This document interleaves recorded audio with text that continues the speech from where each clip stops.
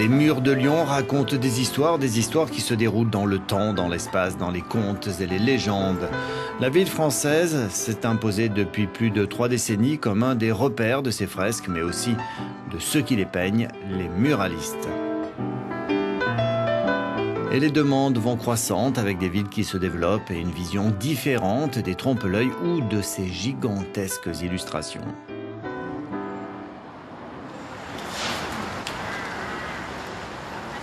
En collaboration avec l'école Émile Cohl, l'entreprise Cité Création, leader mondial des murs peints, a créé un centre de formation intitulé École Cité, dont Gilbert Couden est le cofondateur.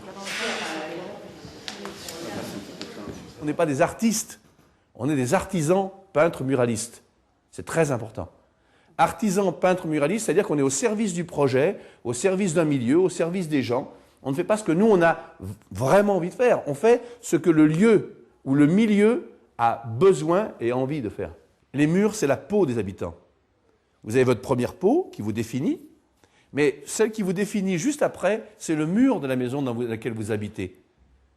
Et quand les gens sont bien dans leur peau, bien dans leur mur, ils ne se mutilent pas. Quand ils sont bien dans leur mur, ils les protègent même. Et quand, à l'inverse de ça, quand vous avez honte de dire où vous habitez, quand vous êtes stigmatisé par le fait de dire votre adresse, à ce moment-là, le lieu dans lequel vous habitez, votre deuxième peau, vous met la honte. Pendant les 3 années de formation supérieure, les étudiants vont travailler sur, entre autres, les fondamentaux du dessin, les paysages urbains, le trompe-l'œil, etc., mais aussi sur la réalisation d'un projet muraliste.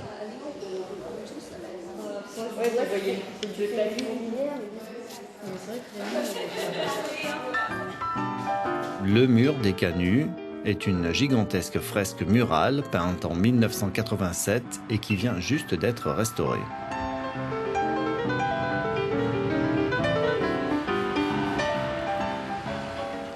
Voici l'une des plus grandes fresques au monde. Elle mesure près de 1200 mètres carrés.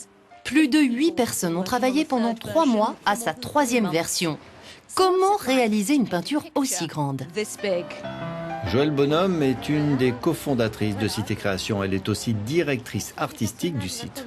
En fait, je pense que le plus difficile, c'est de travailler en hiver sur une façade en plein nord. Donc jamais le soleil, il ne faut pas avoir le vertige, il faut être à l'aise en hauteur. Mais bon, quand on fait un métier comme ça, c'est presque naturel de grimper sur des échafaudages.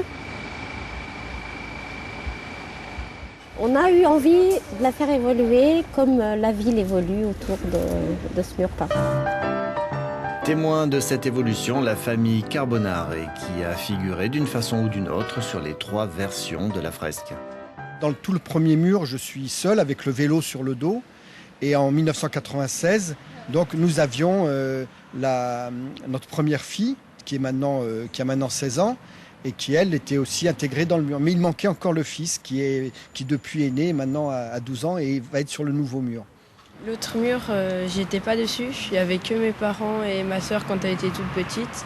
Je voyais toute ma famille sauf moi et ça me faisait un petit peu bizarre.